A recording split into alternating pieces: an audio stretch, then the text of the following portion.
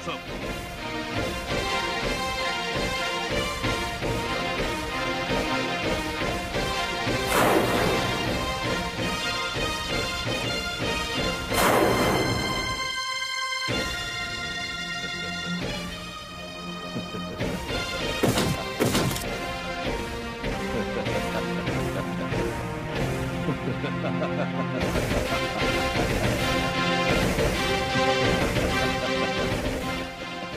भोले शंकर, आप पार्वती की कैलाश पर प्रतीक्षा करते रहिए।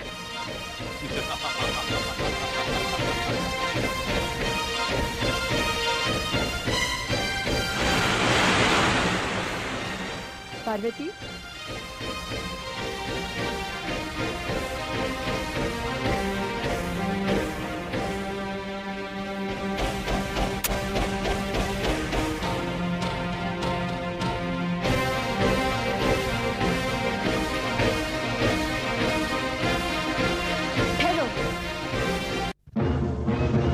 तुम लोग?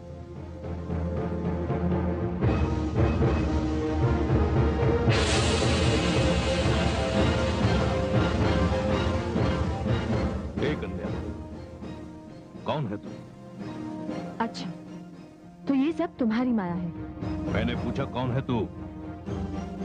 तू यहां से चली जा, अन्यथा इसका परिणाम अच्छा नहीं होगा। तू मुझे परिणाम से डराता है? गंगा को परिणाम से डराता है? गंगा? अच्छा, तो तू गंगा है। मैं समझ गई, तू तारकासुर है। असुर सम्राट तारकासुर। अरे मूर्ख, भूल गया? जब हम दोनों नन्ही बालिकाएं थी, तब तूने अपने वीरों को भेजा था पार्वती का वध करने के लिए, और वो सब वीर गति को प्राप्त हो गए। मैंने कहा ना, तू यहां से चली जा। मैं यहां से नहीं जाऊंगी। डोली को शीघ्र मेरी राजधानी ले जाओ। मेरी प्रतीक्षा मत करना। मैं इस मूर्ख स्त्री को इसके परिणाम तक पहुंचा कर आता हूं। जाओ। ठहरो, पहले मैं तेरे इन 4 वीरों को परिणाम तक पहुंचा दूं, फिर तुझे भी देखती हूं। गंगालोक कल्याण के लिए जल की धारा है, किंतु तुझ जैसे दुष्ट पापी के लिए जलता हुआ अंगारा।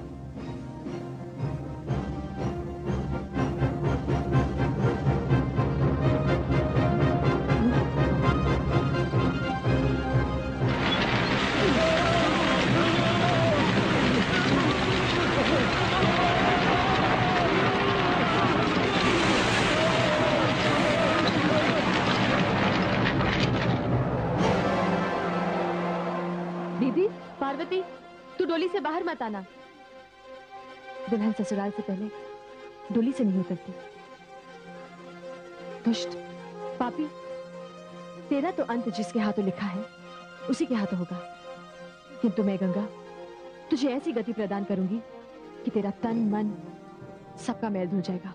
मैं भी देखता हूं तुझ में कितना साहस है और कितनी माया है। तो देख,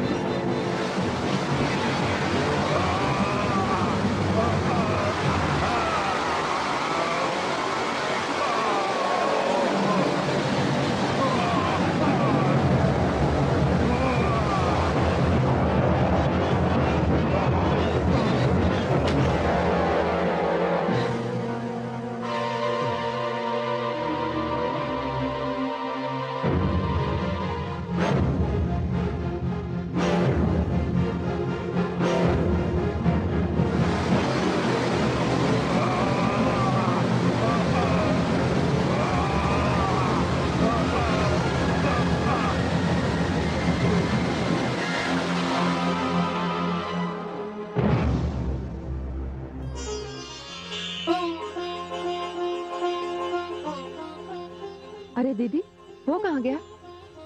सीधा अपने नगर के भवन में जाकर गिरेगा। मुझे क्षमा करना पार्वती, मैं विवाह मंडप में तेरी अग्नि परिक्रमा के समय पहुंच नहीं सकी। मैं भी क्या करूं, लोक कल्याण की सेवा का संकल्प जो ले रखा है। किंतु दीदी, हमारे सैनिक, महामंत्री, सेनापति, वो सब कहाँ चले गए? वो सब बस अभी आते ही होंगे। तूने देखा नहीं, ये सब तारकासुर का माया जाल था।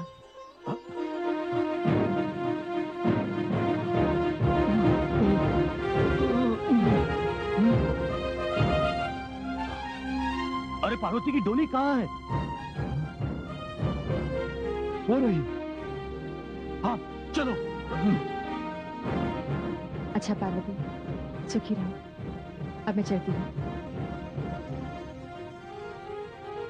प्रणाम महामंत्री जी। प्रणाम। प्रणाम सेनापति जी। प्रणाम। पुत्री गंगा, ये सब क्या है? पुत्री पार्वती की डोली यहाँ है और कहार समेत हम वहां थे। ये है क्या? महामंत्री जी, असुर राज तारकासुर ने पार्वती को कैलाश जाने से रोकने के लिए पुनः एक असफल प्रयास किया, जिसे मैंने विफल कर दिया। आप धन्य हैं गंगे, सचमुच आप धन्य हैं। अब हम चलें? कैलाश पहुंचने में हमें देर होगी।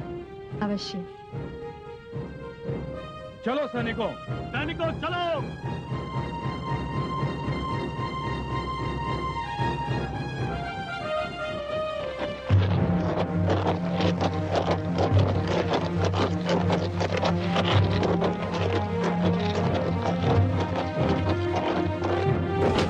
स्वामी, स्वामी क्या हुआ आपको ये?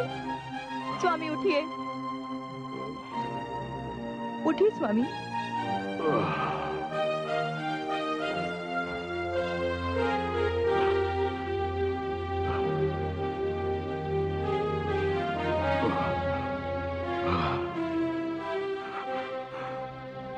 वो गंगा, हिमाचल की बड़ी पुत्री गंगा, यदि वो बीच में ना आई होती तो मैं पार्वती जैसे कंटक को जड़ से उखाड़ चुका होता और उठाकर यहाँ ले आता।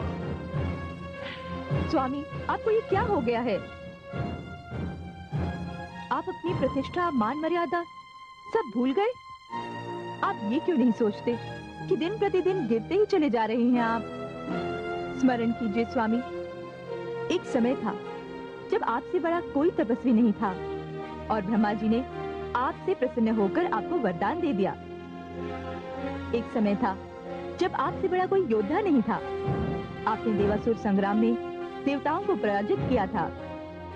देवराज इंद्र आज तक समस्त देवताओं समेत कहीं भटक रहे हैं और देवलोक पर आपका अधिकार है, और ऐसे वीर की ये दशा।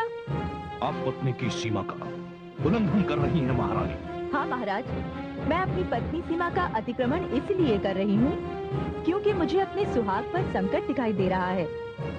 किंतु आप तो बिना किसी कारण ही शालीनता की सारी सीमाओं का उल्लंघन कर चुके हैं। ये आप क्या कह रही हैं महारानी? मैं सत्य कह रही हूँ स्वामी। आपने बालिकाओं के वध का प्रयास किया। आपने नारी के अपहरण का निकृष्ट उदाहरण प्रस्तुत किया। किया, हाँ किया मैंने, और ये सब कुछ मैंने अपने जीवन, अपने प्राणों की रक्षा के लिए किया।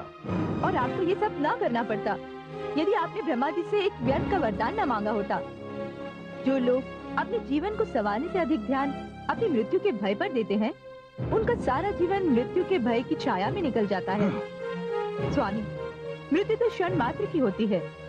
उसके लिए जीवन की असंख्य क्षणों को भय पर बलि चढ़ा देना कितनी अनुचित बात है। और आप जानते हैं इस सब का कारण क्या है? क्या है इसका कारण? महाराज, इसका कारण वो धूर्त ज्योतिषी है जो अपने आदर्श से गिर चुका था। महाराज, वो लोभी था जो ग्रहण बनकर बिना बुलाए आपके जीवन में चला आया था।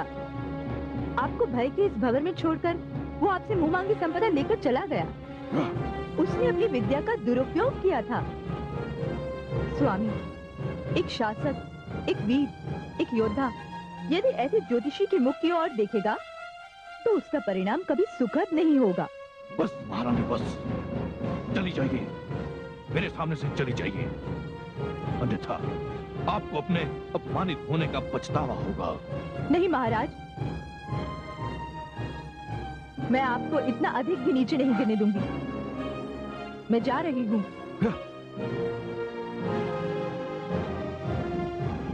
मूर्ख स्त्री, तुझे इतना भी पता नहीं कि एक बालक को समाप्त करने के लिए मुझे कितना कम कष्ट उठाना पड़ेगा। बहुत थोड़ा सा, किंचित मात्रा में। मैं देखूंगा वो बालक मेरा काल बनता है क्या मैं उस बालक का काल बनता हूं।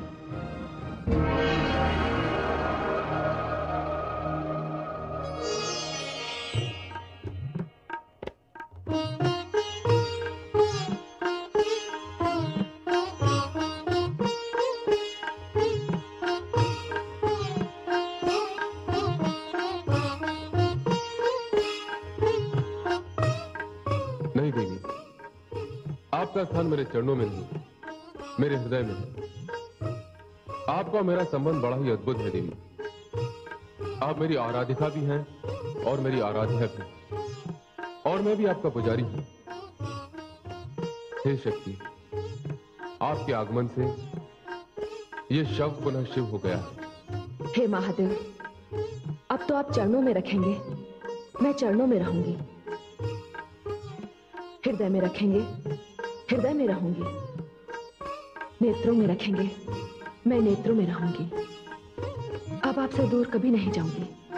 हे स्वामी, हे प्रभु, विरह की जिस अग्नि में मैं जली हूं, जो पीड़ा मैंने झेली है और विरह में आपकी जो दशा मैंने देखी है, हे मेरे आराध्य, मुझे आशीर्वाद दीजिए। अब ऐसा कभी नहीं होगा। हाँ भवानी, भविष्य में ऐसा कभी नहीं होगा, कदापि नहीं होगा।